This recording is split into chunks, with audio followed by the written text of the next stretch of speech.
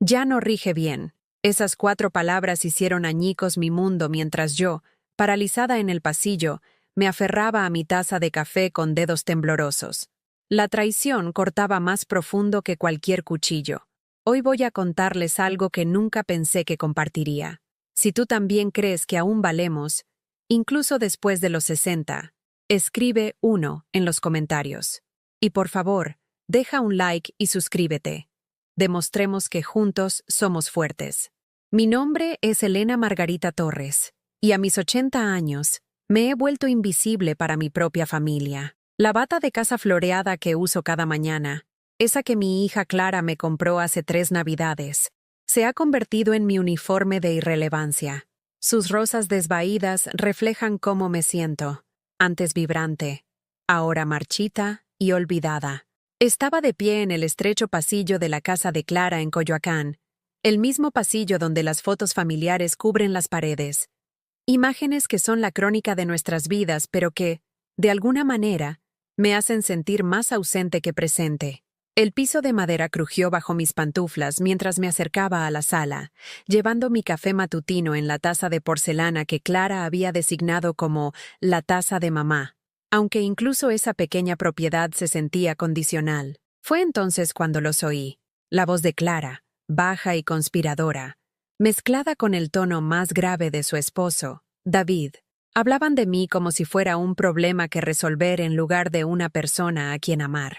Ya no rige bien, susurró Clara, y sentí que las rodillas casi se me doblaban. La taza de café tembló en mis manos. El líquido se agitó peligrosamente cerca del borde. Es hora de que nos hagamos cargo antes de que haga una tontería con el dinero. La mujer a la que le había cambiado los pañales, a la que había acunado para dormir durante incontables noches de fiebre y pesadillas, a la que había vitoreado en cada festival escolar y graduación, hablaba de mí como si fuera una carga que gestionar. Me pegué a la pared fría, con el corazón latiendo tan fuerte que estaba segura de que podían oírlo. El pasillo parecía extenderse infinitamente en ambas direcciones, atrapándome entre la cocina donde había sido invisible y la sala donde estaba siendo borrada. La respuesta de David fue aún más cortante. Quizás sea hora de ver esa casa de retiro para el cuidado de la memoria, la que tiene jardines bonitos. A ella parecían gustarle los jardines. Jardines. Como si toda mi existencia pudiera reducirse a una distracción agradable. Algo para mantenerme ocupada mientras desmantelaban la vida que había construido con mis propias manos. Crié a Clara sola después de que su padre nos abandonó cuando ella apenas tenía 18 meses. Con 23 años, trabajando en Sanborns durante el día y limpiando oficinas por la noche, había sacrificado todo por su futuro. Vendí las joyas de mi abuela para pagar sus clases de ballet. Usé el mismo abrigo de invierno durante 7 años para que Clara pudiera tener la ropa de moda. Comía frijoles de la olla para que a ella le alcanzara para sus guisados.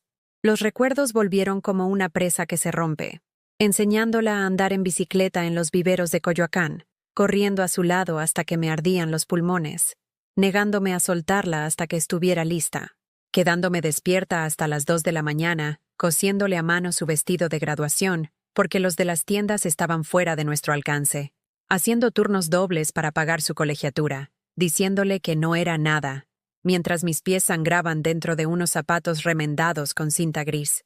Pero de pie en ese pasillo, escuchando cómo planeaba mi descarte, esos recuerdos se sentían como evidencia de mi propia estupidez más que de mi amor.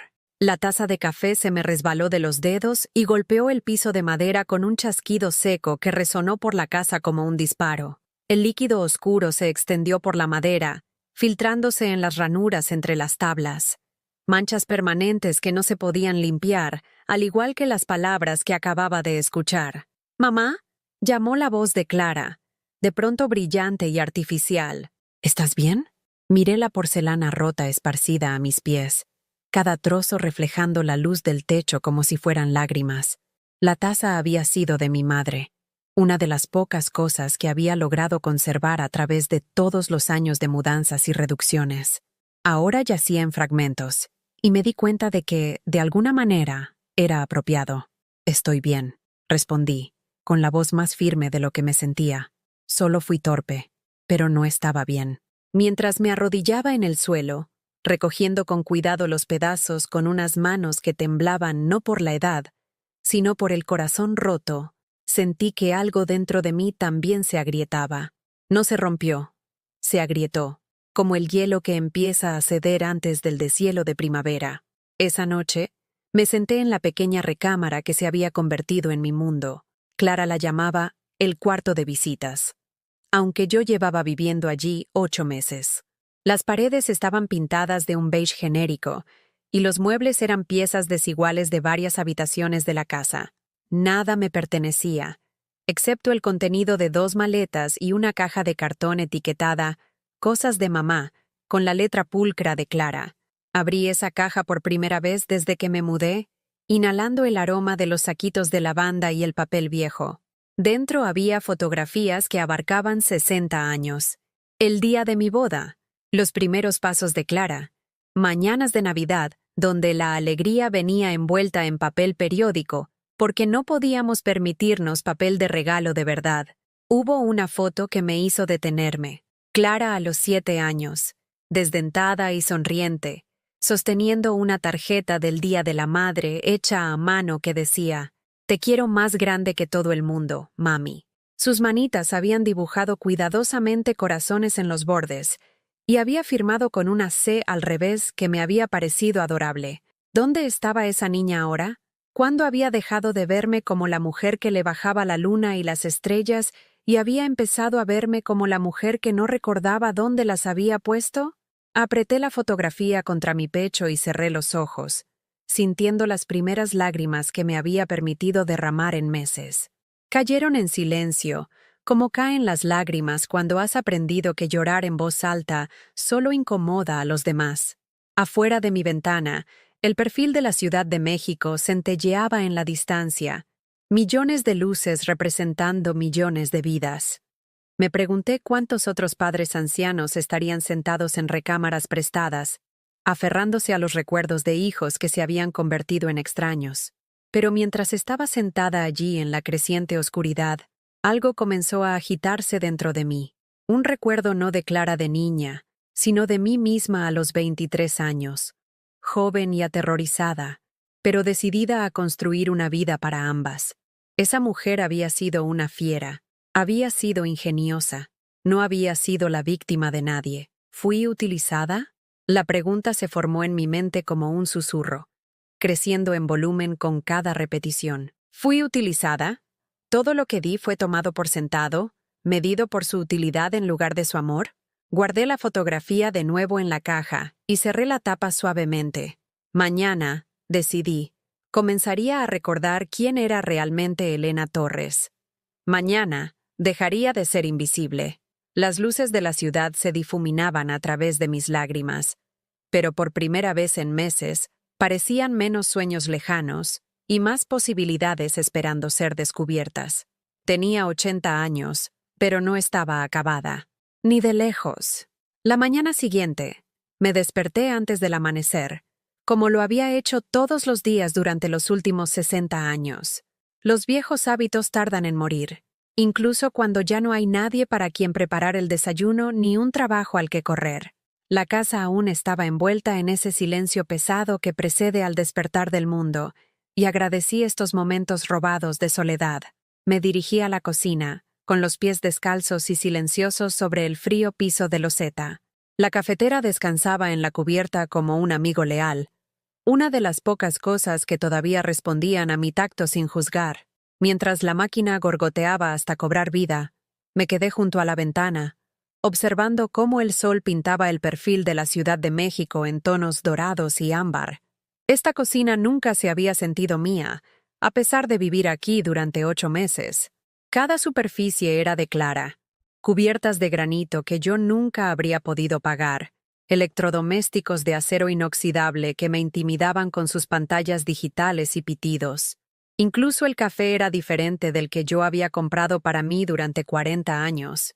«Este es mejor para ti, mamá», había dicho Clara cuando tiró mi marca de siempre. «Menos ácido». Todo era mejor para mí, según Clara, como si mis 80 años tomando decisiones no me hubieran enseñado nada sobre lo que yo prefería. Saqué mi celular, otra fuente de frustración diaria. Y revisé fotos antiguas mientras esperaba a que el café terminara de prepararse. La pantalla era demasiado brillante, los botones demasiado pequeños. Pero había aprendido a usarlo por necesidad. Clara había insistido en que necesitaba mantenerme conectada. ¿Aunque conectada a qué?, me preguntaba a menudo. Había una foto de 1987.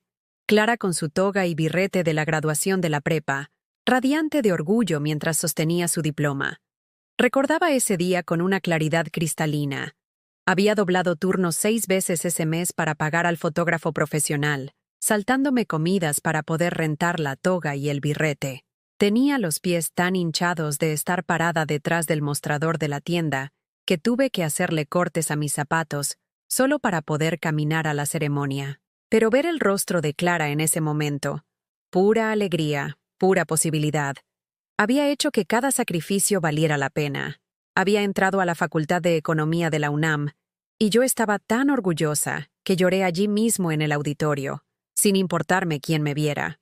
El café terminó de prepararse con un último borboteo, y me serví una taza, usando una de las tazas de diario de Clara, ya que la mía especial yacía hecha pedazos en la basura del día anterior. El líquido caliente me calentó las manos a través de la cerámica y me permití recordar más. El departamento que compartimos durante los años universitarios de Clara había sido un apretado lugar de 2 recámaras en la colonia Roma, cuando el barrio era más de familias y talleres que de cafés de moda. Le di a Clara la recámara más grande y me las arreglé con un espacio apenas suficiente para una cama individual y una cómoda.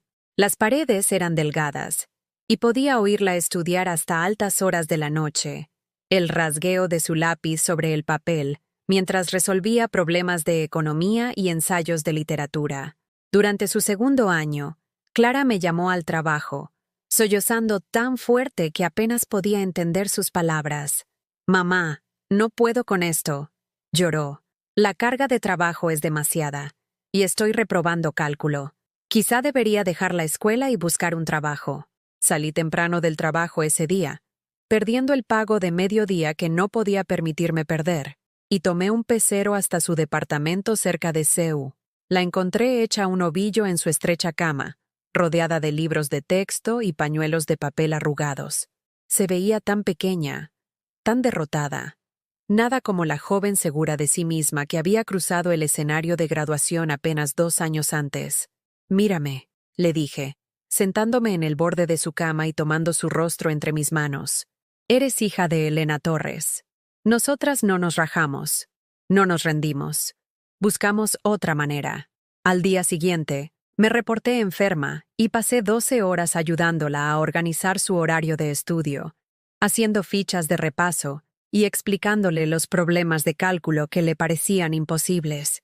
Cuando le sonó el estómago, compré comida y le preparé sus platillos favoritos en la diminuta cocina del departamento. Cuando se quedó dormida sobre sus libros, la cubrí con una cobija y seguí estudiando yo misma, aprendiendo cálculo a los 45 años para poder ayudarla a entender. Sacó un 9 en esa materia. Cuando me llamó para decirme su calificación, estuve tan orgullosa que se lo presumí a cada cliente que pasó por mi caja durante una semana. Ahora, de pie en su costosa cocina, me preguntaba si ella recordaba algo de eso. ¿Recordaría la vez que manejé bajo un aguacero torrencial para llevarle sopa cuando tenía gripe? ¿Recordaría cómo ahorré durante 3 años para comprarle un coche de segunda mano para su graduación? ¿Recordaría las innumerables veces que escuché sus problemas, le ofrecí consejos, celebré sus victorias como si fueran mías? Mi celular vibró con un mensaje de texto. «Clara, mamá, David y yo vamos a visitar a sus papás este fin de semana. La señora Hernández pasará a verte el sábado. Asegúrate de tomar tus medicinas». La señora Hernández era la vecina que había sido reclutada para el papel de mi vigilante no oficial, una mujer amable de unos 60 años que me trataba con esa especie de paciencia cuidadosa, reservada normalmente para los niños o las mascotas. Tocaría la puerta el sábado por la tarde. Preguntaría si necesitaba algo y le reportaría a Clara que yo estaba muy bien. Escribí, «Que se diviertan». Luego lo borré y escribí, «Ok». Luego también lo borré y simplemente envié. El emoji se sintió como una rendición, el equivalente digital de un asentimiento y una sonrisa. No te preocupes por mí, estoy bien. Estaré aquí cuando vuelvas. Pero por dentro estaba gritando. Terminé mi café y deambulé hacia la sala, donde las fotos familiares cubrían cada superficie como santuarios a la felicidad. Estaba la foto de la boda de Clara, una hermosa ampliación en un marco de plata. También recordaba ese día, cómo había gastado todos mis ahorros en su vestido, cómo había trabajado con el servicio de banquetes para no salirnos del presupuesto y aún así darle la boda que había soñado. Yo misma la llevé al altar, con mi brazo entrelazado en el suyo mientras avanzábamos hacia David, que esperaba al frente. Se veía radiante con el vestido que habíamos elegido juntas después de visitar 12 tiendas diferentes. Cuando el fotógrafo capturó ese momento, las dos caminando juntas, sentí que éramos un equipo, que todos los años de lucha habían conducido a este día perfecto. Ahora, David apenas me miraba durante la cena, respondiendo a mis intentos de conversación con educados asentimientos antes de volver a su teléfono. Y Clara se había convertido en alguien a quien apenas reconocía, alguien que me hablaba en el tono que se usaría con un cliente difícil o un niño que se porta mal. Tomé otra foto, Clara a los 30 años, sosteniendo a mi primera nieta, la pequeña Emma. Yo había estado en la sala de partos, sosteniendo la mano de Clara durante 18 horas de labor, susurrándole palabras de aliento cuando creía que ya no podía pujar más. Cuando Emma por fin llegó, diminuta y perfecta y gritando con vida, Clara me había mirado con lágrimas corriendo por su rostro y me había dicho: «Gracias por enseñarme a ser fuerte, mamá». Emma ahora tenía 15 años, una adolescente típica que apenas reconocía mi existencia. Cuando intentaba contarle historias sobre la infancia de su madre, ponía los ojos en blanco y decía: «Abuela, eso es como historia antigua». Cuando me ofrecía a ayudarla con su tarea, se reía y decía: «Sin ofender, pero no creo que entiendas las matemáticas que estamos haciendo ahora». Sin ofender. Como si desestimar toda una vida de experiencia pudiera suavizarse con esas dos palabras. El peso de todos esos recuerdos, todo ese amor, todos esos sacrificios, todos esos momentos en los que había antepuesto las necesidades de Clara a las mías, me oprimía como una fuerza física. Me hundí en el sofá, el mismo sofá donde me habían relegado al rincón, el lugar donde se esperaba que me sentara en silencio mientras la verdadera familia discutía sobre sus verdaderas vidas. Cerré los ojos y me permití recordar el sacrificio más duro de todos. Clara había sido aceptada a un programa de estudios de verano en Europa durante su penúltimo año de universidad. El costo era astronómico, más de lo que yo ganaba en 6 meses. Pero ella había hablado de ello con tanta añoranza, tanta esperanza, que no soporté decepcionarla. Pedí un segundo crédito hipotecario sobre mi pequeña casa, la casa que había comprado con mi liquidación de divorcio y que había arreglado con mis propias manos. La casa que representaba todo lo que había logrado como madre soltera, mi prueba de que podía mantener a mi hija sin la ayuda de nadie. Clara pasó ese verano en Londres y París, enviando postales y cartas llenas de descripciones de museos y cafés, aventuras y descubrimientos. Regresó transformada, con la confianza que solo los viajes pueden crear, llena de historias y planes para su futuro. Yo me sentí tan orgullosa de ella, tan agradecida de haber podido darle esa experiencia. Me tomó 8 años pagar ese segundo crédito hipotecario, 8 años de trabajar turnos extra, de saltarme comidas, de usar ropa de segunda mano, pero cada vez que hacía un pago, pensaba en la cara de Clara cuando describía el Louvre o el Támesis, y sentía que valía la pena.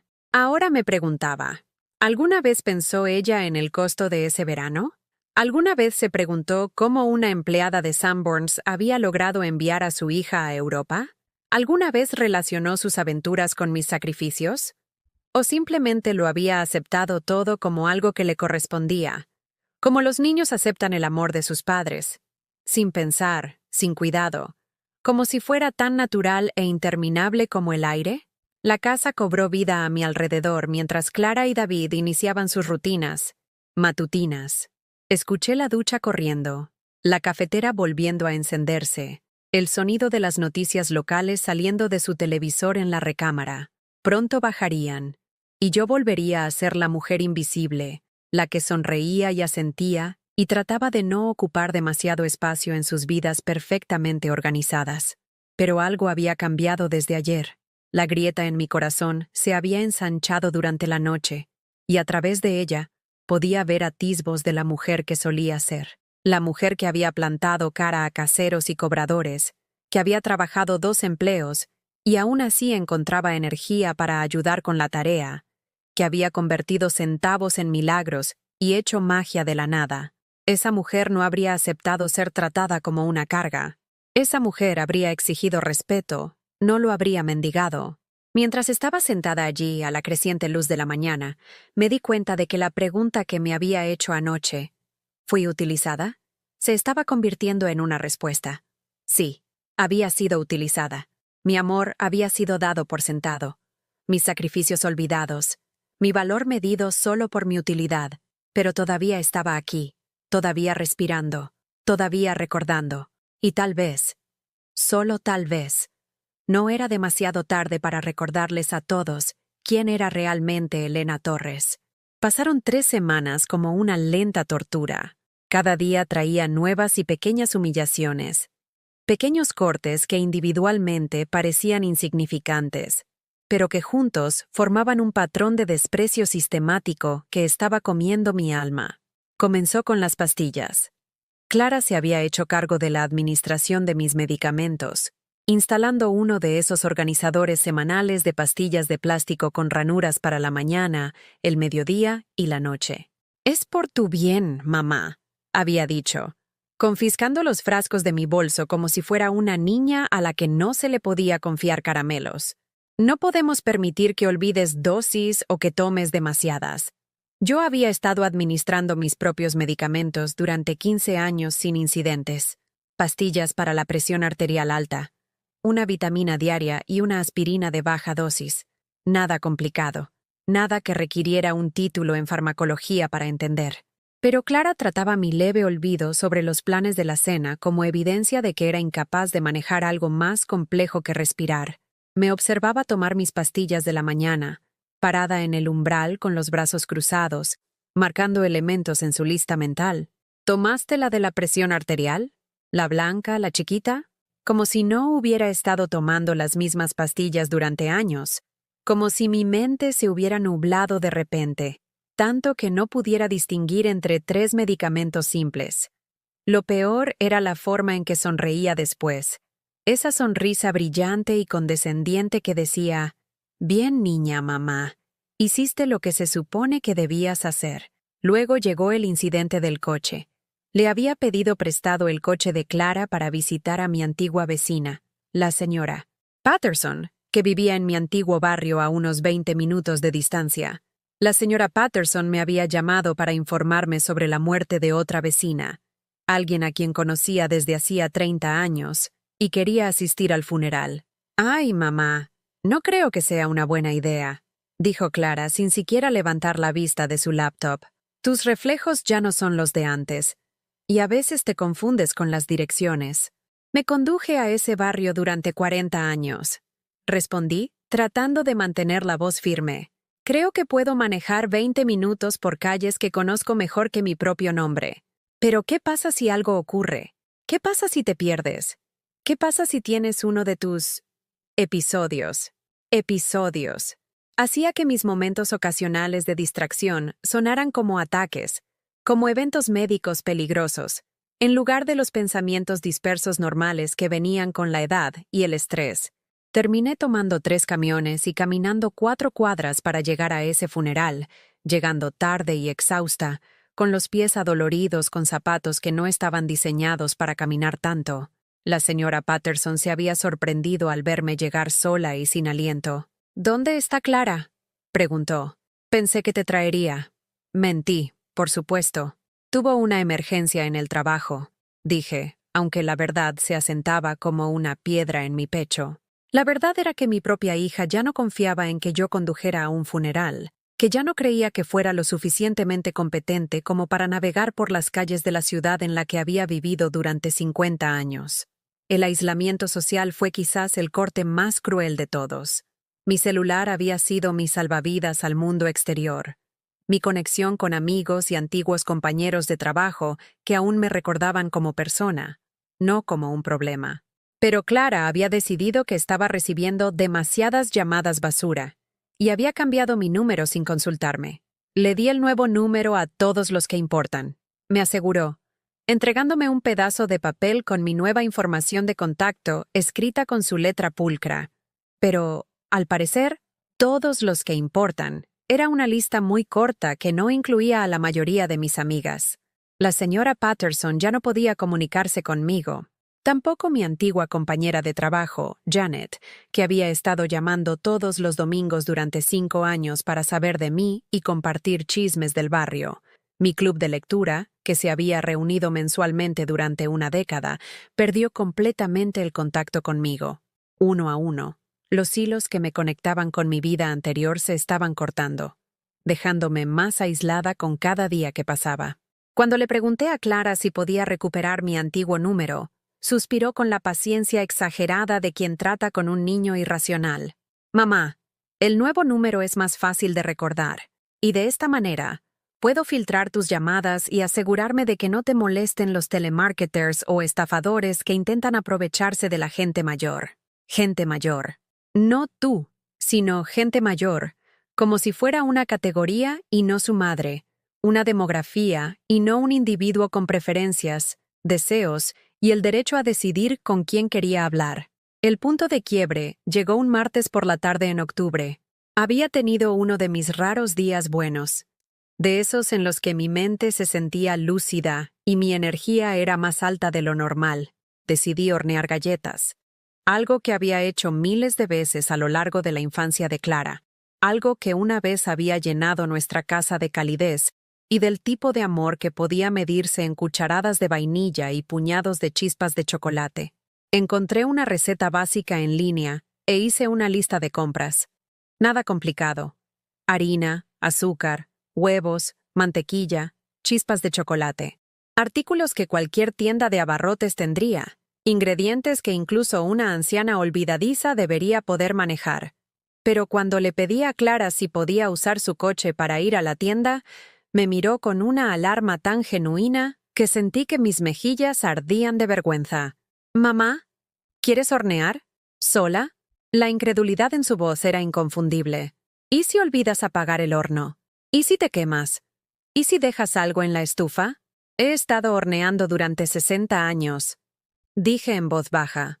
«Creo que puedo preparar un lote de galletas con chispas de chocolate. Pero mamá, no estás tan lúcida como antes. La semana pasada no recordabas qué día era, y dejaste la llave del agua abierta en el baño durante 1 hora.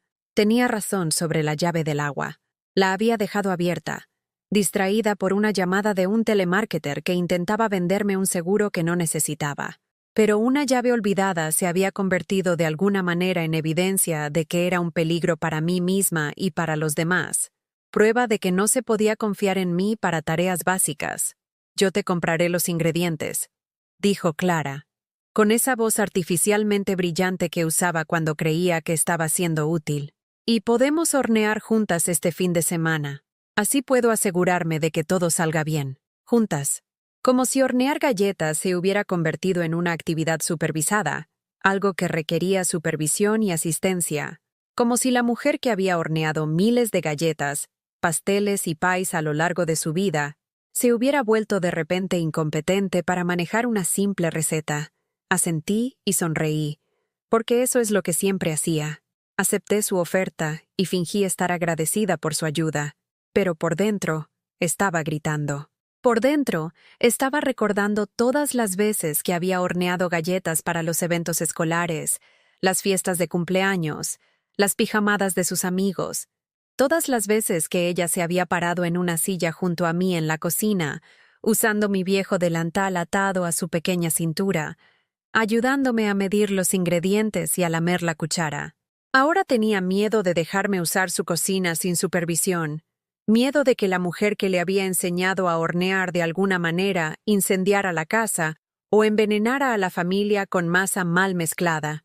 Esa noche, Me quedé en la cama mirando al techo, sintiendo el peso de todas esas pequeñas humillaciones presionándome como una fuerza física. Cada incidente por sí solo podría haber sido pasado por alto, explicado como preocupación o precaución, pero juntos formaban un patrón claro.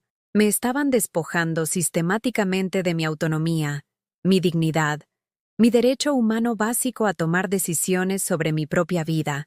Me estaba convirtiendo en prisionera en la casa de mi hija, un problema cuidadosamente gestionado en lugar de un miembro querido de la familia. Cada día traía nuevas restricciones, nuevas formas en que se cuestionaba mi competencia y se erosionaba mi independencia. La mujer que había criado a Clara sola, que había trabajado múltiples empleos para mantenernos a ambas, que había navegado por los desafíos de la maternidad soltera en una época en que las mujeres divorciadas aún eran vistas con sospecha, esa mujer estaba siendo tratada como si fuera incapaz de manejar las tareas más simples de la vida diaria. Pero lo peor no eran las restricciones en sí mismas. Lo peor era lo fácilmente que las había aceptado, lo rápido que había empezado a dudar de mis propias capacidades. Cuando alguien a quien amas te trata como incompetente con suficiente frecuencia, empiezas a creerlo. Cuando alguien en quien confías cuestiona tu juicio repetidamente, empiezas a cuestionarlo tú mismo. Había empezado a dudar de cada decisión, de cada pensamiento, de cada impulso. ¿Realmente estaba olvidando más de lo habitual? ¿O Clara era hipervigilante con cada pequeño desliz? ¿Realmente me estaba confundiendo? ¿O simplemente me sentía abrumada por el escrutinio constante? ¿Estaba perdiendo la cabeza? ¿O estaba perdiendo la confianza porque alguien la estaba minando día tras día? A la mañana siguiente, me desperté con una decisión cristalizada en mi mente. Necesitaba saber la verdad sobre mi propia condición. Necesitaba separar las percepciones de Clara de la realidad médica. Necesitaba entender si sus restricciones se basaban en una preocupación genuina o en algo más. Esperé hasta que Clara se fue a trabajar. Luego llamé a mi médico de siempre, el doctor Robles, y programé una cita. Usé el teléfono fijo de la cocina, hablando en voz baja aunque estaba sola en la casa, sintiéndome como una adolescente que se esconde a espaldas de sus padres. Me gustaría una evaluación completa, le dije a la recepcionista. Memoria, función cognitiva, todo. Necesito saber dónde estoy. La cita se fijó para la semana siguiente. Tomaría un taxi si fuera necesario. Encontraría una manera de llegar allí de forma independiente, sin la supervisión ni la opinión de Clara. Necesitaba saber de un profesional médico si las preocupaciones de mi hija estaban justificadas o si algo más estaba impulsando su necesidad de controlar cada aspecto de mi vida. Mientras colgaba el teléfono, me vi reflejada en la ventana de la cocina. La mujer que me miraba tenía los ojos cansados y los hombros que habían aprendido a curvarse hacia adentro, como si estuviera intentando ocupar menos espacio en el mundo. Pero también había algo más allí, una chispa de determinación que no había visto en meses. Iba a descubrir la verdad sobre mi estado, y dependiendo de lo que aprendiera, tal vez tendría que tomar algunas decisiones muy difíciles sobre mi futuro. La cocina estaba en silencio a mi alrededor, pero por primera vez en semanas, el silencio no se sentía opresivo. Se sentía como la calma antes de que algo importante estuviera a punto de suceder. Solo tenía que ser lo suficientemente valiente como para enfrentar cualquier verdad que me estuviera esperando.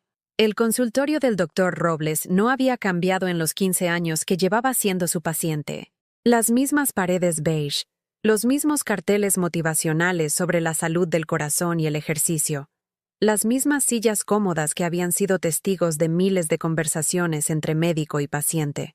Pero sentada allí esa mañana de jueves, sentí que estaba a punto de tener la conversación más importante de mi vida. «Elena», dijo el doctor Robles, acomodándose en su silla con la calma que siempre me había hecho sentir que yo era su única paciente. «Cuénteme qué le ha estado preocupando». Había ensayado esta conversación en mi cabeza durante días, pero ahora que había llegado el momento, las palabras salieron a borbotones. Le conté sobre las preocupaciones de Clara, sobre la llave del agua olvidada y la confusión ocasional con las fechas, sobre la forma en que me estaban tratando como si estuviera perdiendo la cabeza. «Necesito saber la verdad», dije, con la voz temblorosa. ¿Realmente me pasa algo? ¿Me estoy volviendo incompetente? Lo que siguió fue el examen más exhaustivo que jamás había recibido. Pruebas de memoria, evaluaciones cognitivas, comprobaciones de coordinación, análisis de sangre para descartar deficiencias de vitaminas u otras causas médicas de confusión. El doctor Robles fue metódico y paciente, explicando cada prueba a medida que avanzábamos. 3 horas después, volví a sentarme frente a él mientras revisaba los resultados. «Elena», dijo mirándome por encima de sus gafas de lectura, «no te pasa nada. Tu función cognitiva es completamente normal para alguien de tu edad. Mejor que normal, de hecho. Tu memoria es aguda, tu razonamiento es sólido y tu salud mental en general es excelente». El alivio que me inundó fue tan intenso que tuve que aferrarme a los brazos de mi silla para evitar sollozar. Pero el olvido, la confusión, lo que estás describiendo suena a cambios normales relacionados con la edad, mezclados con lo que sospecho que es un estrés significativo, dijo el doctor Robles con suavidad. Cualquiera que viva bajo un escrutinio constante y que se cuestione su competencia a diario mostraría signos de ansiedad y duda de sí mismo. Es una respuesta psicológica, no un deterioro cognitivo. Se inclinó hacia adelante, con expresión seria. Elena, te voy a hacer una pregunta difícil. ¿Te sientes segura en tu situación de vida actual? ¿Te tratan con respeto? La pregunta quedó suspendida en el aire entre nosotros como un puente que no estaba segura de estar lista para cruzar. Pero los ojos amables y la preocupación profesional del doctor Robles me dieron el valor de decir la verdad. No, susurré, no me siento respetada. Me siento como una carga que están gestionando en lugar de una persona a la que aman. El doctor Robles asintió lentamente. Lo que estás describiendo suena a lo que llamamos abuso emocional a personas mayores. Es más común de lo que la gente cree, y a menudo ocurre gradualmente, con las mejores intenciones. Pero el impacto en la persona mayor puede ser devastador. Abuso a personas mayores. Las palabras me golpearon como agua helada. Nunca había pensado en el comportamiento de Clara en esos términos, pero escuchar al doctor Robles nombrarlo hizo que todo encajara. Te voy a dar algunos recursos, continuó, escribiendo en su recetario. Grupos de apoyo, servicios de asesoramiento e información legal sobre tus derechos como persona mayor. Tienes opciones, Elena. No tienes que aceptar un trato que te haga sentir disminuida.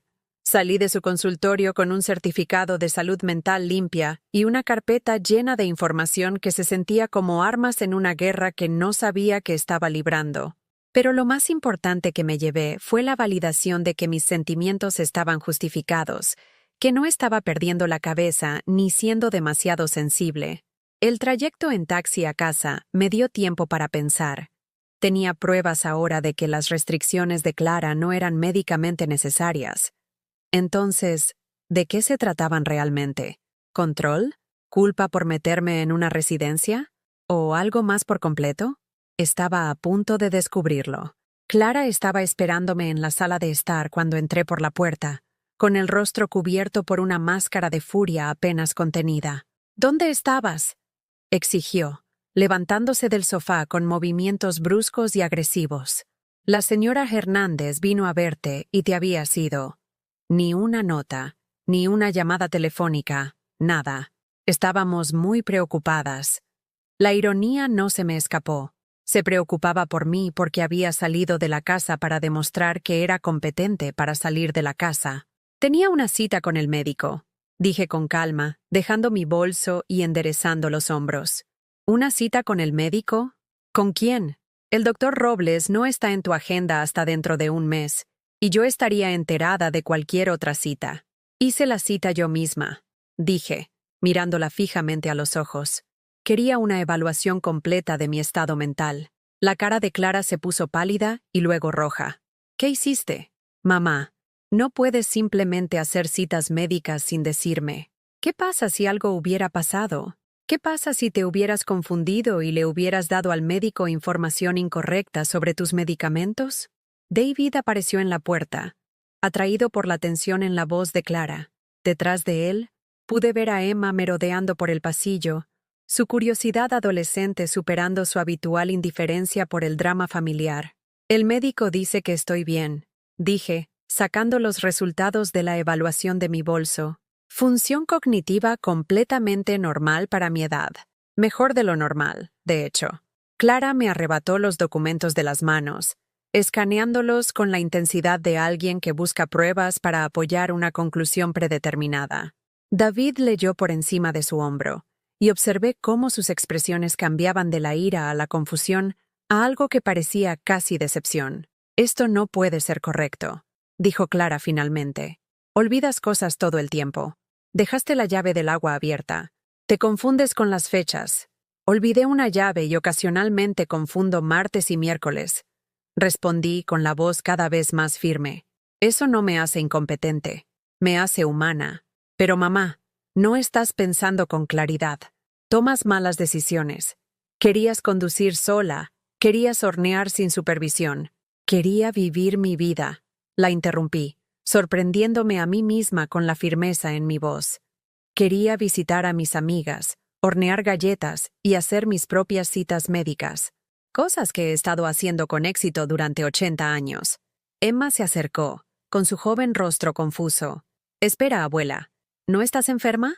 No, cariño, dije, mirándola directamente. No estoy enferma. Solo estoy vieja y, al parecer, eso es suficiente para que algunos me traten como si estuviera rota. La cara de Clara se sonrojó de nuevo. Mamá, eso no es justo. Estamos tratando de cuidarte. Estamos tratando de mantenerte a salvo. ¿A salvo de qué? Pregunté. ¿De vivir? ¿De tomar decisiones? ¿De tener opiniones? ¿De cometer errores que puedan lastimarte? Dijo David, hablando por primera vez. Su voz era tranquila, razonable, el tono que usaba en las reuniones de negocios. Las personas mayores son vulnerables a las estafas, los accidentes, las malas decisiones. Lo hemos visto pasar a otros de nuestra edad. Sus padres empiezan a tomar malas decisiones y la familia tiene que intervenir. ¿Qué malas decisiones he tomado? Pregunté. Específicamente. No gente mayor teórica. No otras familias. ¿Qué malas decisiones he tomado yo, Elena Torres, que justificaran quitarme el derecho a conducir, a administrar mis propios medicamentos, a elegir con quién hablo por teléfono? El silencio que siguió fue ensordecedor. Clara y David intercambiaron miradas, y pude verlos buscando ejemplos que justificaran su trato hacia mí. Tú, a veces pareces confundida, dijo Clara débilmente. ¿Cuándo? Bueno, la semana pasada preguntaste qué día era, porque estaba leyendo un libro y perdí la noción del tiempo. Eso no es confusión, es concentración. Y últimamente has estado más olvidadiza. Últimamente he estado estresada. Hay una diferencia. Emma estaba observando este intercambio con los ojos muy abiertos, y pude verla procesando todo lo que estaba escuchando. Por primera vez, estaba viendo a su abuela no como una anciana decrépita, sino como una persona que se defendía de un trato injusto. ¡Abuela!, dijo Emma en voz baja. ¿Por qué no nos dijiste que te sentías así? ¿Alguien habría escuchado? Pregunté con suavidad. Cuando tu abuela intenta explicar cómo se siente, ¿alguien la toma en serio? ¿O asumen que solo está confundida? Emma miró a sus padres. Luego me miró a mí, y pude ver la comprensión amaneciendo en su joven rostro. Han estado tratando a la abuela como si fuera tonta, le dijo a Clara y a David, con su voz transmitiendo la claridad moral que a veces poseen los adolescentes. Incluso yo me di cuenta, y no me pareció justo.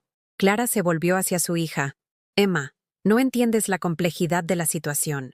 ¿Qué tiene de complejo?, replicó Emma. La abuela es inteligente y capaz, y la han estado tratando como si no lo fuera. Eso no es complejo, es simplemente ser malos. La palabra quedó en el aire. Malos. No protectores, no cariñosos, no bien intencionados. Malos. Creo, dije en voz baja, que esta conversación nos ha demostrado a todos en qué punto estamos. Voy a empacar mis cosas. Me iré de su casa mañana. La cara de Clara se puso blanca. Mamá, no puedes irte así como así. ¿A dónde vas a ir? No tienes a dónde ir. Lo resolveré, dije, dirigiéndome hacia las escaleras. Aparentemente, soy más capaz de lo que cualquiera de nosotros creía. Mientras subía las escaleras a mi habitación, escuché la voz de Emma detrás de mí. Bien por ti, abuela. Era la primera vez en meses que alguien en esa casa había dicho que se sentía orgulloso de mí. El hecho de que viniera de una adolescente que acababa de presenciar el trato que sus padres me daban, lo hacía a la vez desgarrador y esperanzador. Tenía una llamada telefónica que hacer. El doctor Robles me había dado el número de una comunidad para personas mayores que se centraba en la vida independiente en lugar de la atención médica. Un lugar donde podría tener mi propio departamento, mi propia vida, mis propias decisiones. Por primera vez en meses, iba a tomar una decisión sobre mi futuro, y nadie iba a gestionarla, supervisarla, ni aprobarla por mí. Había terminado con que me gestionaran. Estaba lista para empezar a vivir de nuevo. El silencio en mi recámara prestada se sintió diferente esa noche. No opresivo, sino expectante, como la calma antes del amanecer, cuando el mundo contiene el aliento a la espera de algo nuevo. Me senté en el borde de la cama, sosteniendo la tarjeta de presentación que el doctor Robles me había dado. Comunidad para adultos mayores Jardines del Río. Vida independiente con dignidad. Vida independiente con dignidad. Las palabras parecían una oración que había olvidado cómo decir. Las había llamado esa tarde, mientras Clara estaba en el trabajo, y David todavía estaba procesando lo que había sucedido durante nuestra confrontación. La mujer que respondió tenía una voz cálida, y me habló como si fuera una persona tomando una decisión en lugar de un problema que resolver. Tenemos un departamento de una recámara disponible de inmediato, me había dicho. Tiene una cocina completa, baño privado y un pequeño balcón con vistas al río Churubusco. La comunidad está diseñada para personas mayores que desean mantener su independencia y, al mismo tiempo, tener acceso a servicios de apoyo si eligen usarlos. Si eligen. Dos palabras que habían faltado en mi vocabulario durante meses. ¿Le gustaría programar un recorrido?, me había preguntado. Sí, dije, sorprendiéndome a mí misma de lo rápido que salió la palabra. Mañana por la mañana, si es posible. Ahora, sentada en la creciente oscuridad, estaba haciendo listas en mi cabeza. ¿Qué empacar? ¿Qué dejar atrás? ¿Cómo navegar la logística de mudarme sin crear más drama familiar del necesario? Pero debajo de las consideraciones prácticas, había algo mucho más profundo. La creciente comprensión de que estaba a punto de recuperar mi vida. Un suave golpe en mi puerta interrumpió mis pensamientos. ¿Abuela? La voz de Emma, incierta pero cariñosa. Pasa, cariño. Emma entró en la habitación, cerrando la puerta en silencio tras de sí. Llevaba puesto su pijama, pantalones de franela suave y una camiseta extra grande que la hacía parecer más joven de sus 15 años. Tenía el pelo recogido en una cola de caballo desordenada, y su rostro mostraba la expresión seria de alguien que lucha con emociones complejas. ¿De verdad te vas?, preguntó, sentándose en la silla junto a mi cómoda. Creo que sí. Sí. ¿Por lo que mamá y papá te han estado haciendo? Estudié el rostro de mi nieta, viendo rastros de Clara a esa edad, pero también algo únicamente suyo, una franqueza, una voluntad de enfrentarse a verdades incómodas que su madre había perdido en algún momento del camino. Emma, tus padres me quieren, lo sé, pero me han estado tratando como si no pudiera cuidarme, y los he estado dejando hacerlo porque pensé que tal vez tenían razón. Hoy descubrí que no tenían razón, y me di cuenta de que no quiero pasar los años que me quedan siendo gestionada como un problema, en lugar de vivir como una persona. Emma asintió lentamente. También lo noté. La forma en que te hablan a veces. Como si ya no fueras inteligente.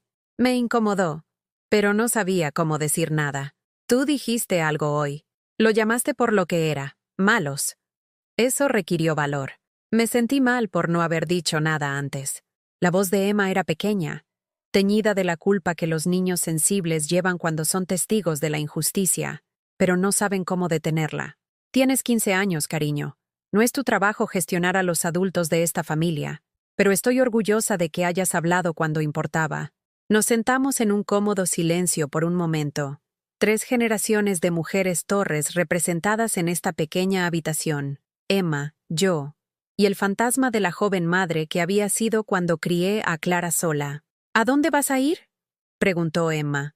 Le conté sobre Jardines del Río, sobre el departamento con el balcón que daba al río, sobre la comunidad de personas que querían vivir de forma independiente, pero también tener compañía cuando lo eligieran. Suena bien, dijo Emma con nostalgia. Como un lugar donde puedes ser tú misma. Eso es exactamente lo que me parece a mí también. Emma se quedó callada por un largo momento. Luego me miró con la intensidad que solo los adolescentes pueden reunir. Abuela, ¿seguirás siendo mi abuela si ya no vives aquí? La pregunta me rompió el corazón y lo remendó al mismo tiempo. Ay, cariño, siempre seré tu abuela. Mudarse de esta casa no cambia eso. En todo caso, podría mejorar nuestra relación, porque cuando pasemos tiempo juntas, será porque queremos, no porque tengamos que hacerlo. ¿Puedo visitarte? ¿En tu nuevo lugar? Me encantaría. ¿Y Emma?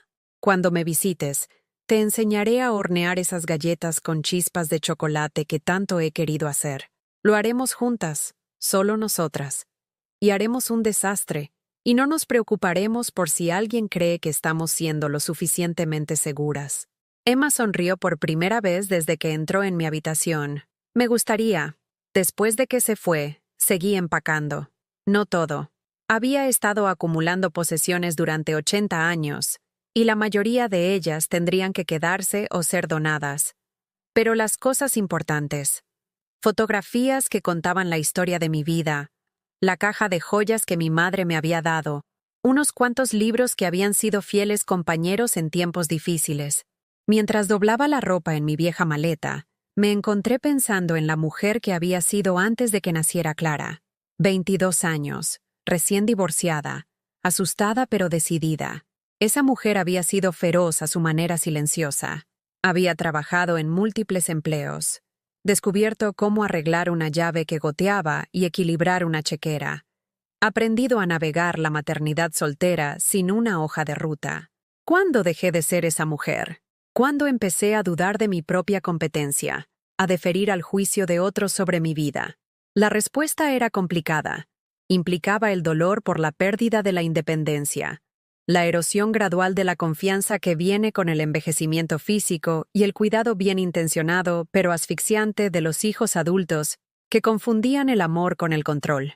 Pero ninguno de esos factores cambió la verdad fundamental. Todavía era esa mujer feroz debajo de todas las capas de duda y acomodo. A la mañana siguiente, me desperté antes del amanecer e hice café en la cocina de Clara por lo que esperaba que fuera la última vez. La casa estaba en silencio a mi alrededor, y saboreé estos momentos robados de soledad antes de que comenzaran las complicaciones del día. A las 8 en punto, el taxi que había llamado llegó para llevarme a Jardines del Río. Dejé una nota para Clara. Me fui a ver departamentos. Regreso esta tarde. No se preocupen. Sencilla, directa, y sin ofrecer ninguna oportunidad de discusión o interferencia. La comunidad para adultos mayores no se parecía en nada a la casa de retiro estéril que había temido. Los edificios eran de poca altura y modernos, rodeados de jardines que aún eran hermosos a pesar del clima de finales de octubre. El vestíbulo se parecía más a un hotel que a una institución, con cómodas zonas de descanso y grandes ventanales que dejaban entrar mucha luz natural.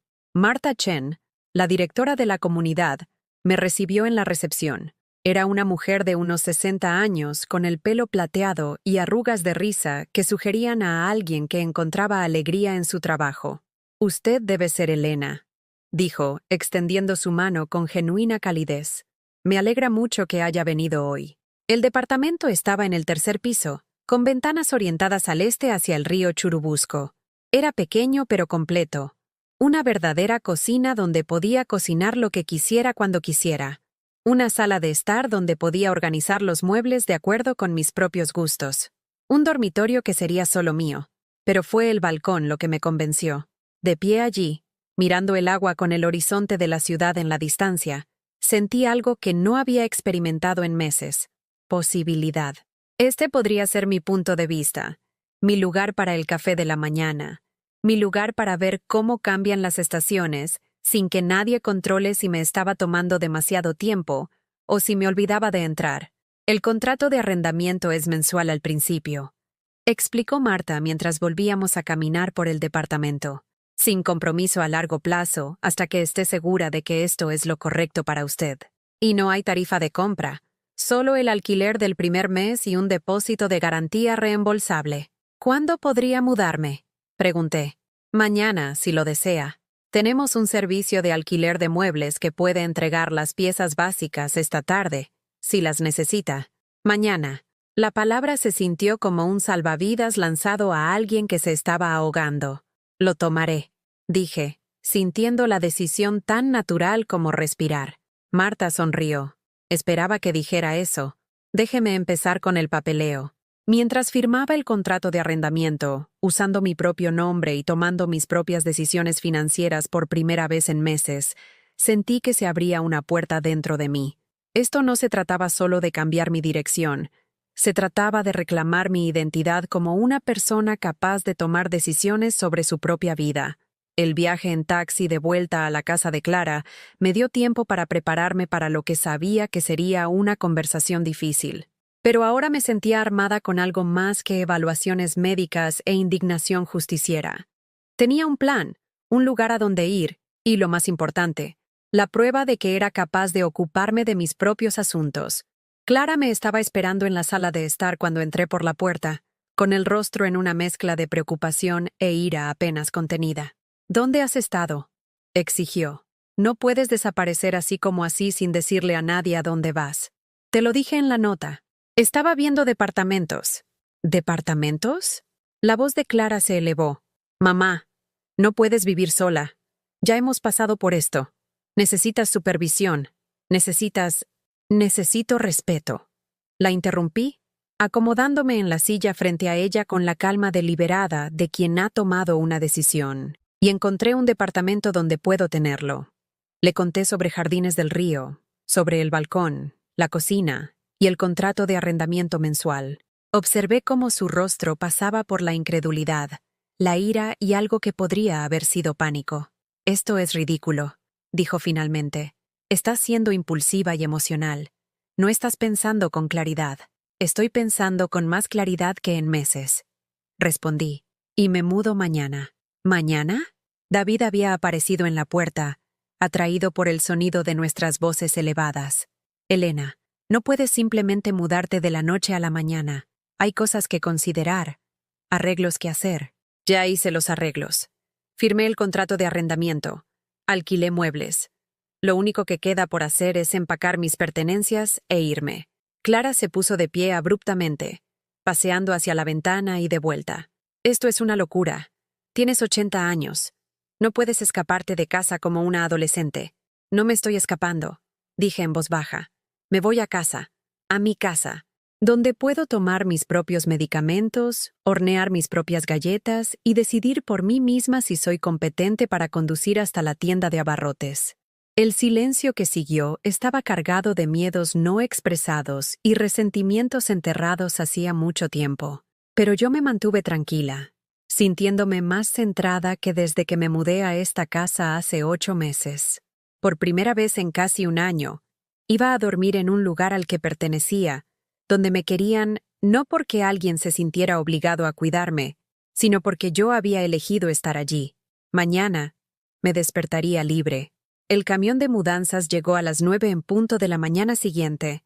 Un vehículo modesto que parecía casi demasiado pequeño para contener la importancia de lo que estaba sucediendo.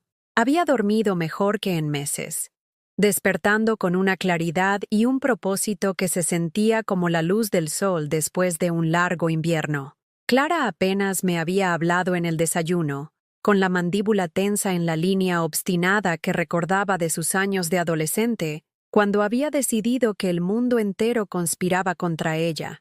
David se sentó tras su periódico, haciendo ocasionalmente sonidos desaprobatorios que parecían dirigidos a los titulares, pero que sentí que iban dirigidos a mí. Solo Emma pareció genuinamente entusiasmada con mi mudanza. Había llamado a mi puerta temprano, preguntando si podía ayudar a cargar cajas, y había pasado 1 hora ayudándome a organizar mis pertenencias con la eficiencia de alguien que entendía la importancia de lo que estábamos haciendo.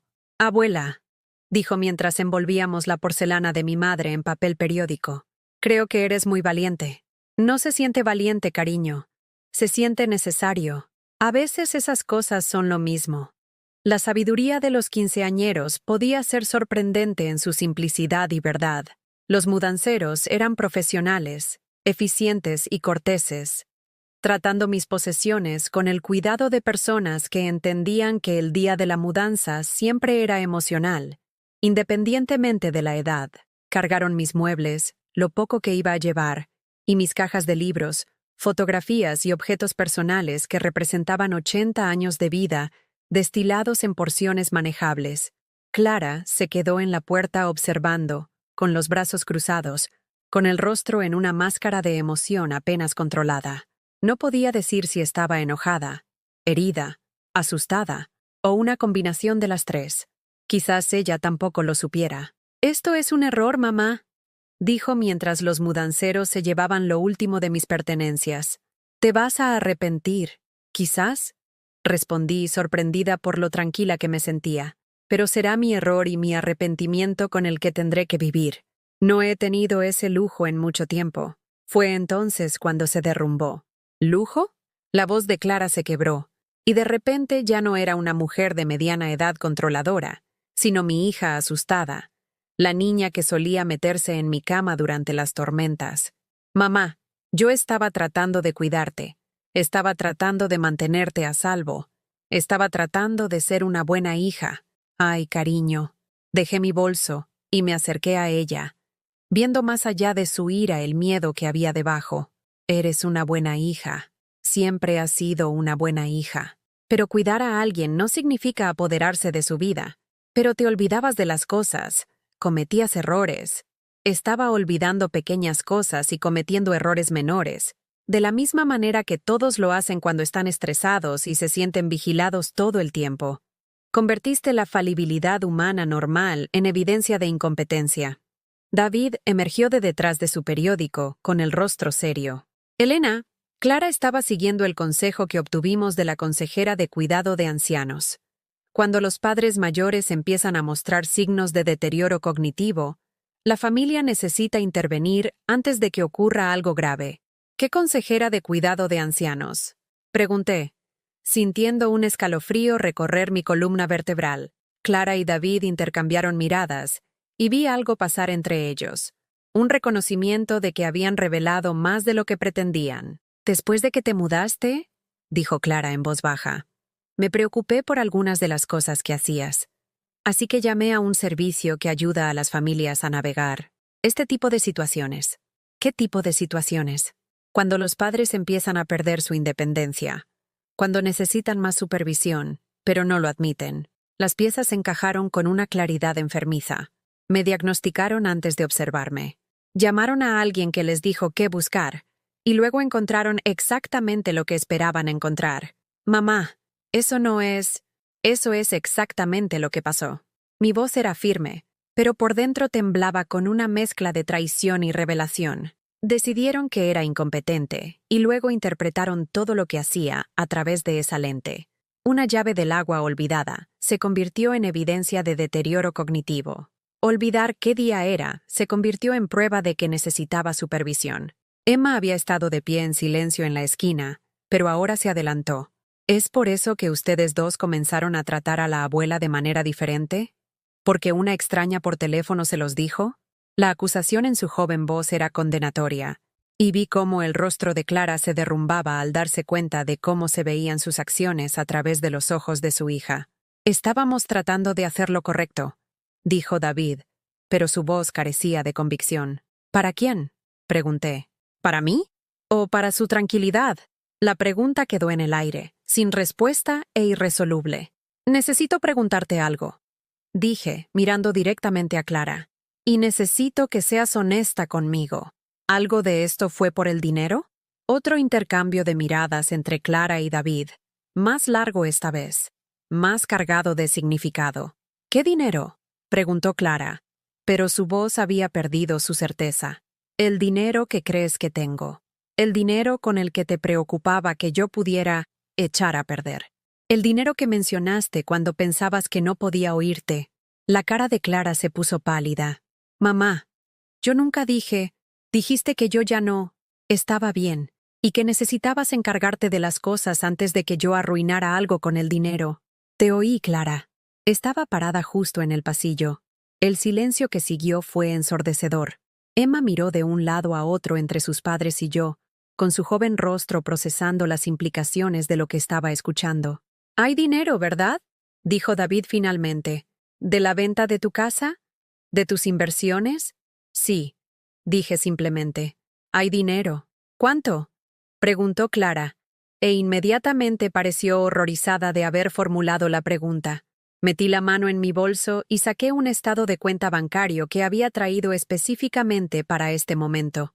Lo desdoblé con cuidado y se lo entregué a Clara, observando cómo sus ojos se abrían al leer el saldo.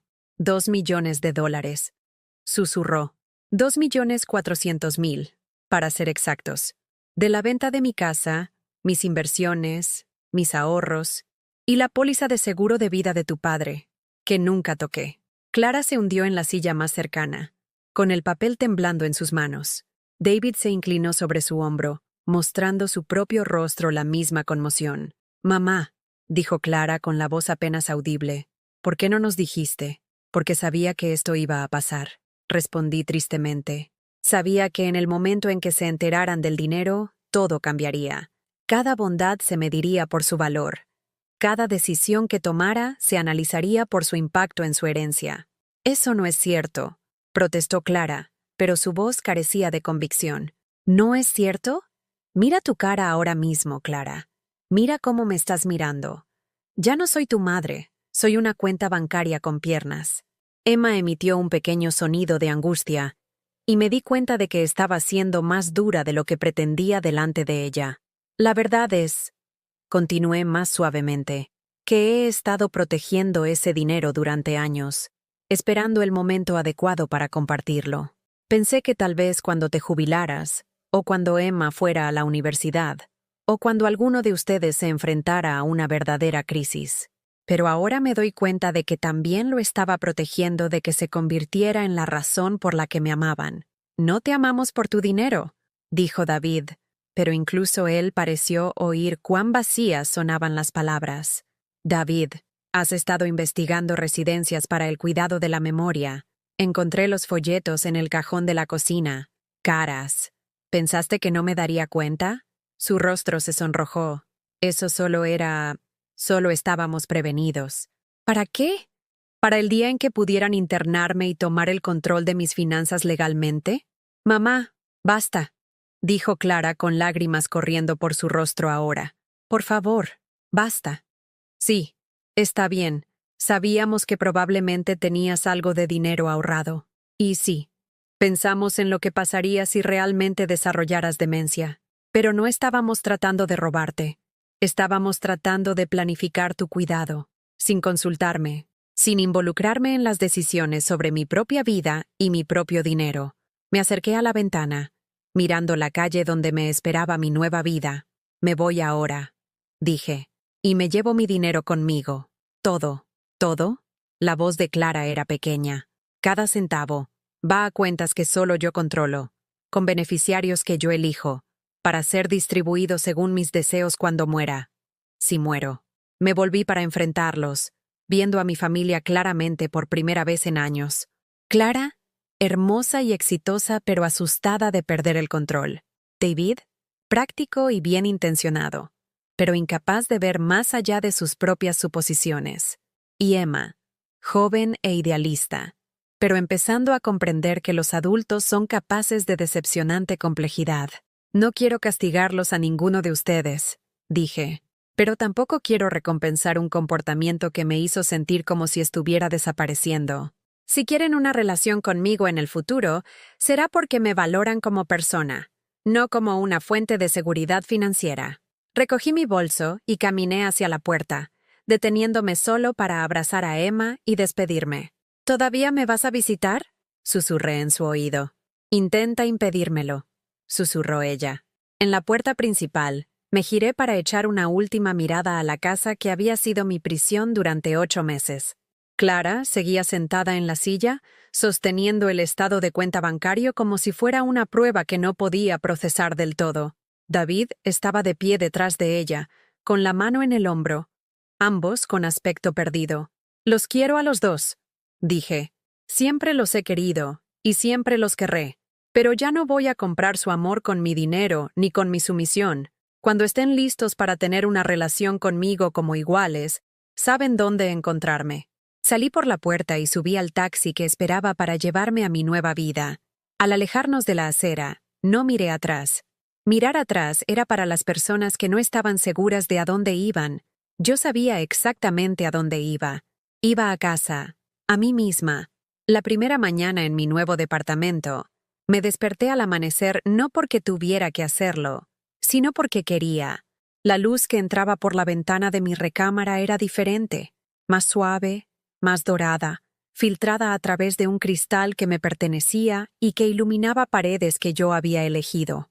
Me quedé en la cama durante 10 minutos de lujo, sin hacer absolutamente nada, y sentí que era el acto más radical de toda mi vida. Mi cocina era pequeña pero perfectamente funcional, y hacer café se convirtió en una meditación en lugar de una tarea. Podía tomarme todo el tiempo que quisiera, usar la crema que me diera la gana, beberlo de la taza que eligiera. Simples libertades que se sentían enormes después de meses de supervisión invisible.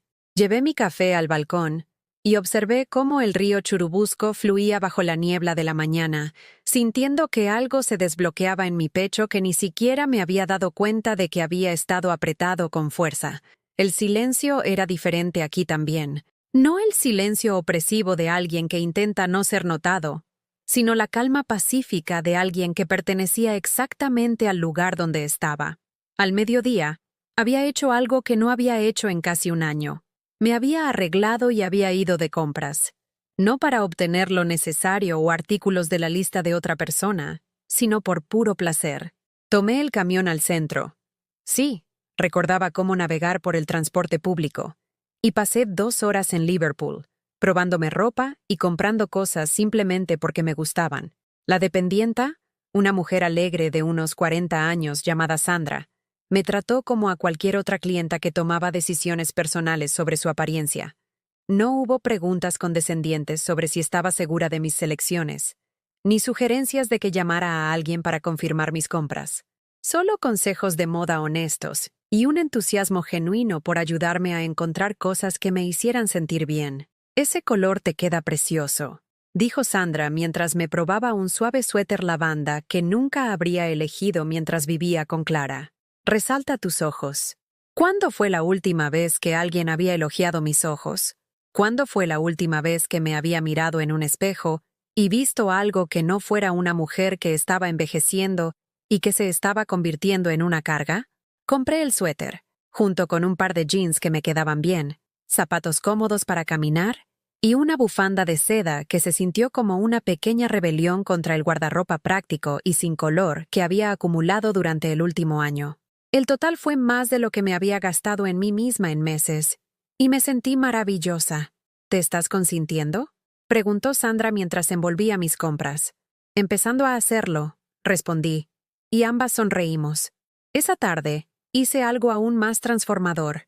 Llamé a mi vieja amiga Janet, la compañera de trabajo con la que había perdido el contacto cuando Clara cambió mi número de teléfono. Me llevó algo de trabajo de detective a través de la guía telefónica, pero la encontré. «¿Elena?» La voz de Janet era de sorpresa y deleite.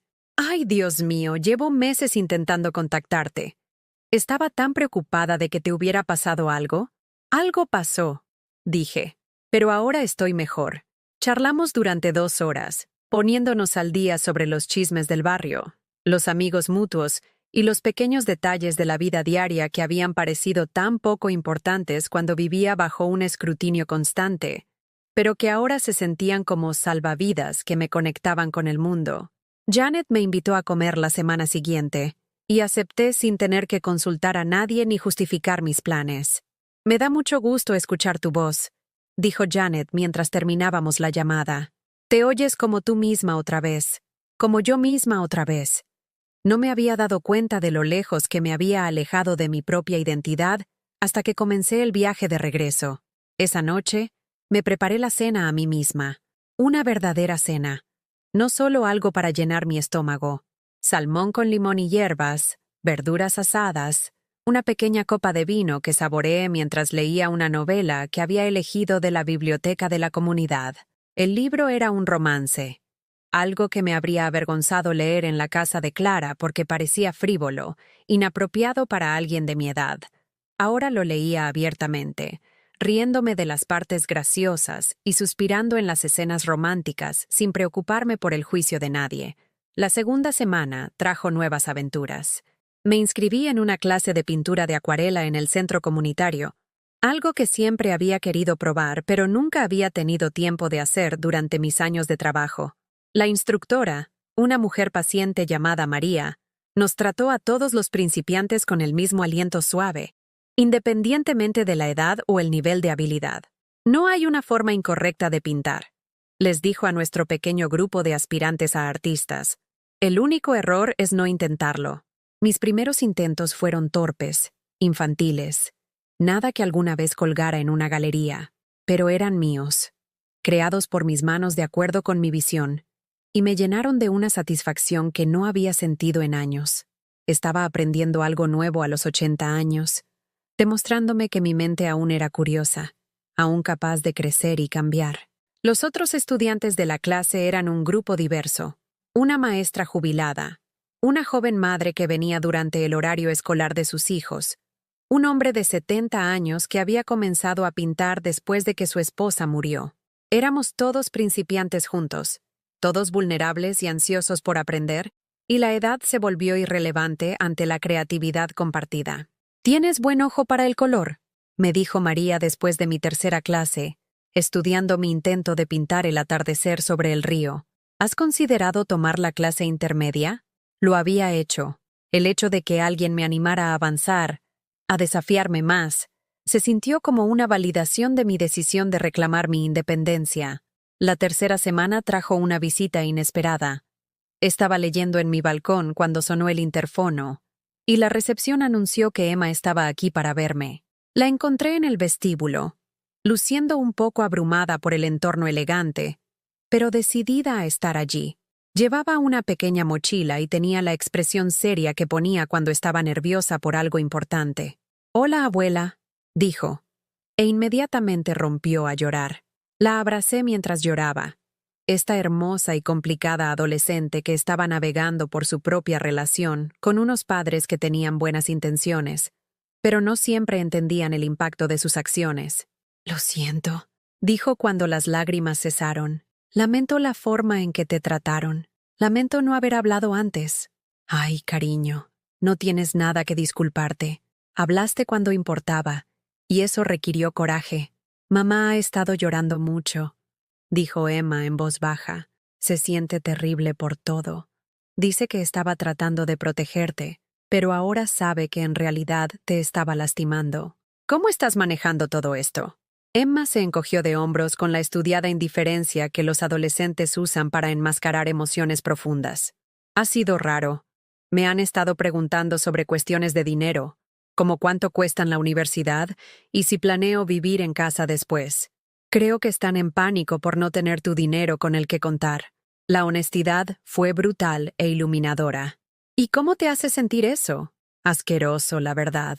Como sabía que no éramos pobres, pero no sabía que estaban planeando tu dinero para nuestro futuro. Me hace sentir, no sé, como que no quiero nada de eso si así lo obtuvieron». Estudié el rostro de mi nieta, viendo la claridad moral que había surgido de presenciar el comportamiento de sus padres. Estaba creciendo rápido, aprendiendo lecciones duras sobre las complejidades de las relaciones adultas y las formas en que el dinero podía corromper incluso a las familias amorosas. «Emma, quiero que sepas que mis decisiones sobre mi dinero no se tratan de castigar a tus padres ni a ti. Se trata de asegurarme de que mis relaciones con todos ustedes se basen en el amor, no en la dependencia financiera». «Lo entiendo», dijo, «y lo respeto. En realidad, creo que es algo chido». Me reí ante el inesperado cumplido. ¿Chido? Sí, como tienes 80 años y acabas de tomar el control total de tu vida. Te mudaste. Estás aprendiendo cosas nuevas. Te ves más feliz de lo que te he visto en meses. Es inspirador. Pasamos la tarde juntas, y le mostré mi departamento, mis pinturas de la clase, la vista desde mi balcón que se había convertido en mi lugar de meditación diaria. Emma me ayudó a colgar cuadros en las paredes y a organizar los muebles hasta que el espacio se sintió verdaderamente como un hogar. ¿Puedo volver el próximo fin de semana?, preguntó mientras se preparaba para irse. Todos los fines de semana, si quieres. Haremos esas galletas con chispas de chocolate que te prometí. ¿Y me enseñarás a pintar? Si te gustaría aprender. Mientras la acompañaba al vestíbulo, Emma se detuvo y me miró con seriedad. Abuela, ¿eres feliz ahora? Consideré la pregunta, pensando en las mañanas en que me despertaba esperando el día, las tardes en que me dormía satisfecha con mis decisiones, el regreso gradual de la mujer que había sido antes de que comenzara a cuestionar mi propia competencia. Sí, dije simplemente. Soy más feliz de lo que he sido en mucho tiempo. Bien, dijo Emma ferozmente. Te mereces ser feliz. Esa noche, me senté en mi balcón con una taza de té y observé cómo las luces de la ciudad se reflejaban en el agua.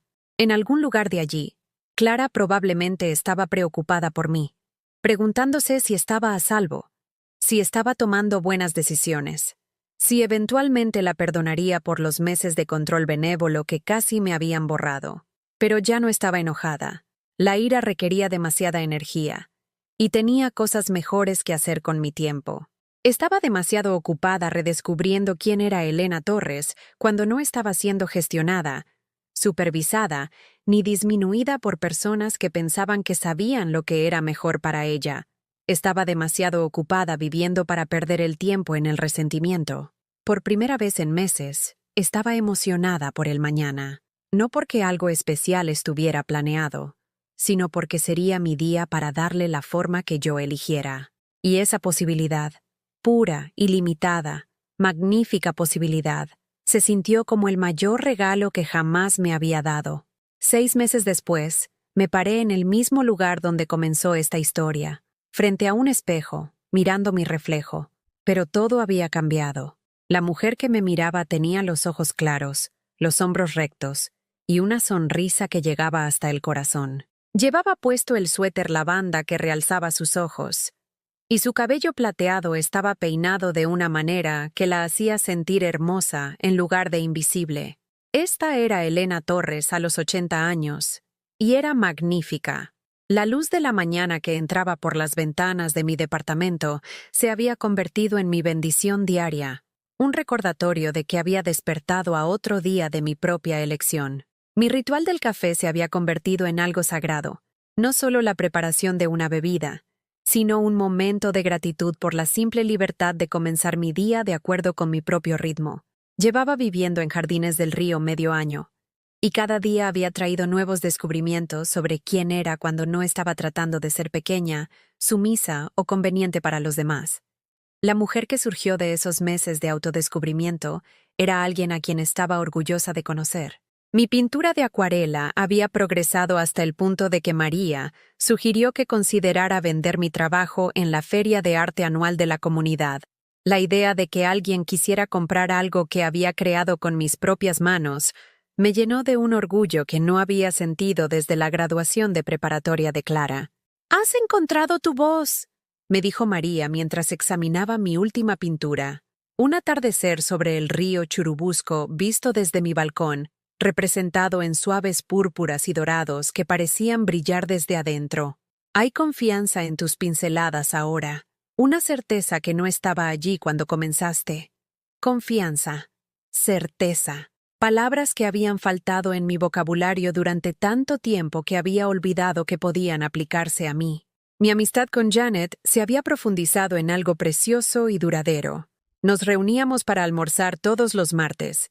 Íbamos al cine los viernes por la tarde y hablábamos por teléfono casi todas las noches como adolescentes compartiendo secretos.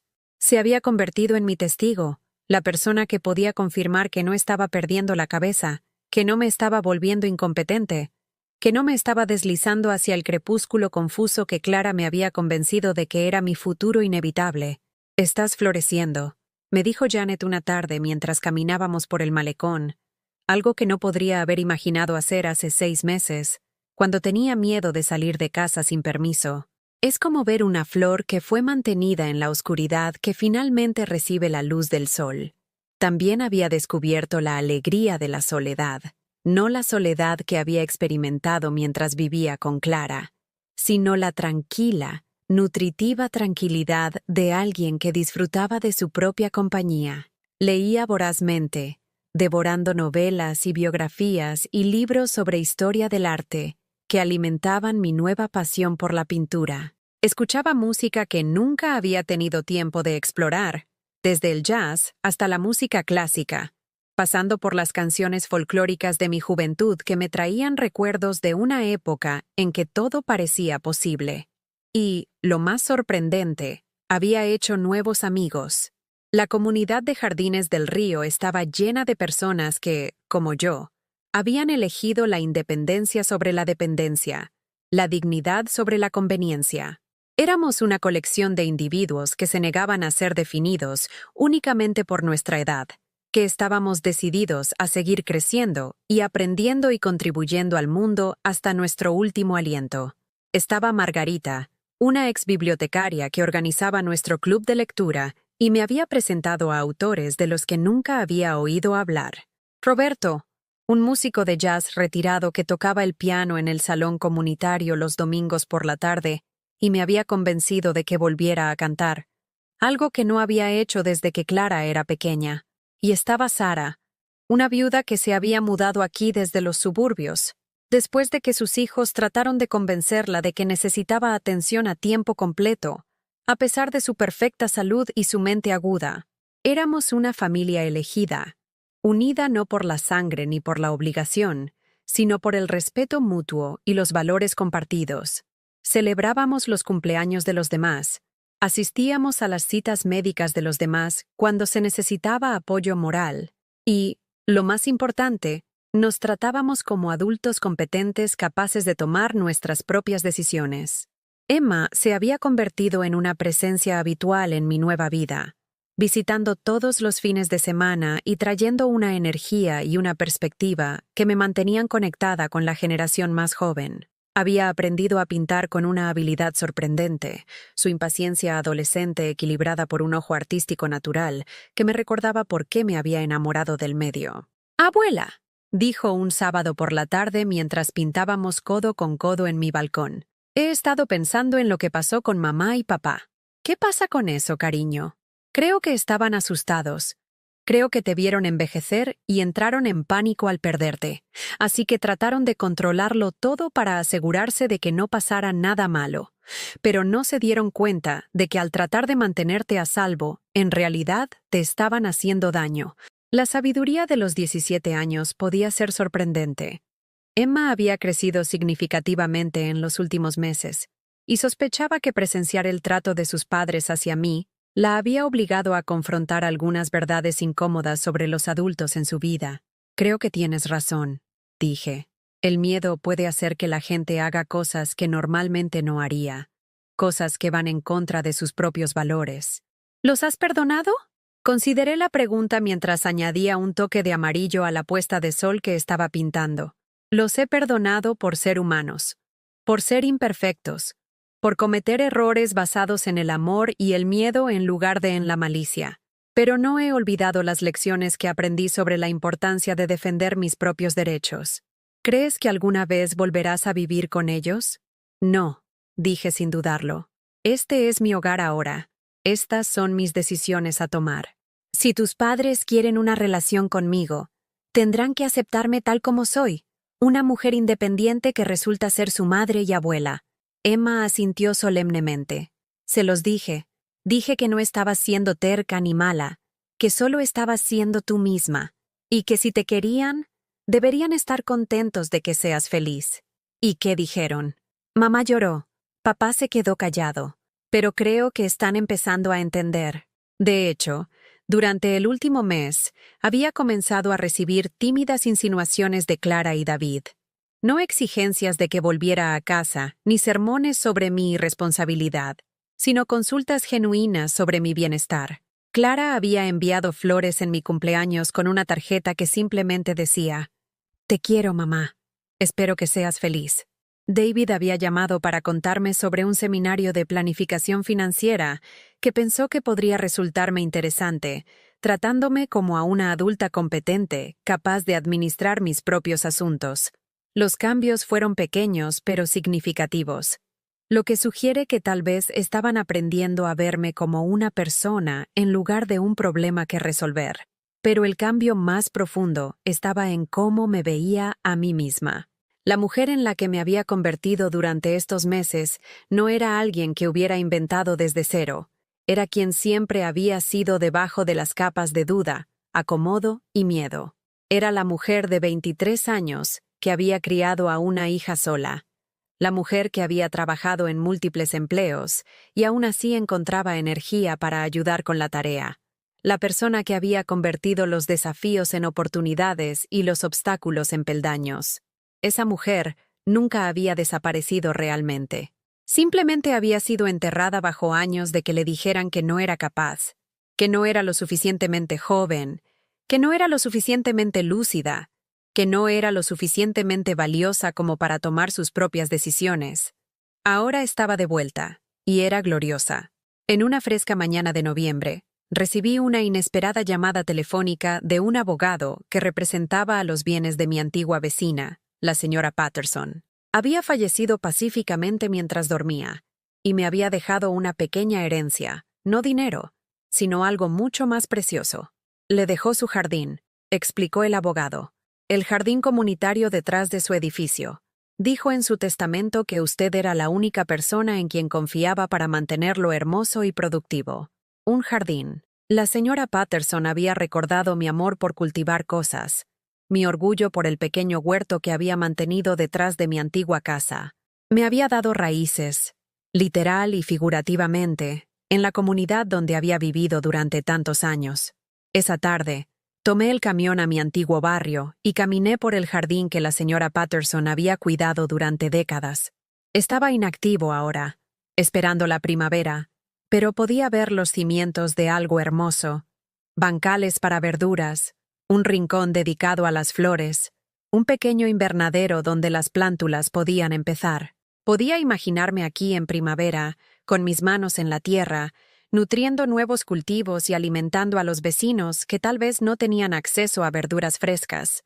Podía ver a Emma ayudándome a plantar semillas, aprendiendo la paciencia y la fe que se requiere para cuidar las cosas que crecen. Este era mi legado, no solo el dinero que había acumulado, sino la vida que había elegido vivir, el ejemplo que había dado a mi nieta sobre la importancia del respeto por uno mismo y la independencia. La prueba de que nunca es demasiado tarde para reclamar tu poder, para elegir la dignidad sobre la conveniencia, para insistir en ser tratado como una persona completa, en lugar de una colección de problemas que gestionar. Mientras estaba de pie en ese jardín, rodeada de la promesa latente de la primavera, comprendí que mi historia no se trataba de una anciana que había sido maltratada por su familia. Se trataba de un ser humano que había recordado su valía y se había negado a aceptar nada menos que el respeto que merecía. Se trataba de la diferencia entre existir y vivir, entre ser gestionado y ser libre. La luz de la tarde se desvanecía cuando regresé a mi departamento, pero me sentí iluminada desde adentro. Mañana traería nuevas posibilidades, nuevas opciones, nuevas oportunidades para ser auténticamente yo misma, y las enfrentaría con la confianza de alguien que había aprendido, a los 80 años, que nunca es demasiado tarde para florecer. Pensé en todas las personas que escuchaban mi historia, personas que podrían estar enfrentando sus propios desafíos con el envejecimiento, con la dinámica familiar, con la pregunta de cómo mantener la dignidad y la independencia en un mundo que a menudo ve a las personas mayores como problemas que resolver en lugar de individuos a los que respetar. ¿Alguna vez te has sentido invisible en tu propia vida? ¿Alguna vez te han tratado como si tus años de experiencia y sabiduría de repente no significaran nada porque habías llegado a una cierta edad? ¿Alguna vez has tenido que elegir entre mantener la paz y defenderte? Si algo de esto te resulta familiar, quiero que sepas que no estás solo y que no estás indefenso. Tienes derecho a ser tratado con dignidad, a tomar tus propias decisiones y a vivir auténticamente sin importar tu edad. Deja un comentario abajo y comparte tu historia. Apoyémonos mutuamente para reclamar el respeto que merecemos. Y si esta historia te habló, por favor, dale a este video un me gusta y suscríbete al canal. Asegurémonos de que este mensaje llegue a todos los que necesitan escucharlo. Recuerda, nunca eres demasiado viejo para reclamar tu poder y nunca eres demasiado viejo para florecer.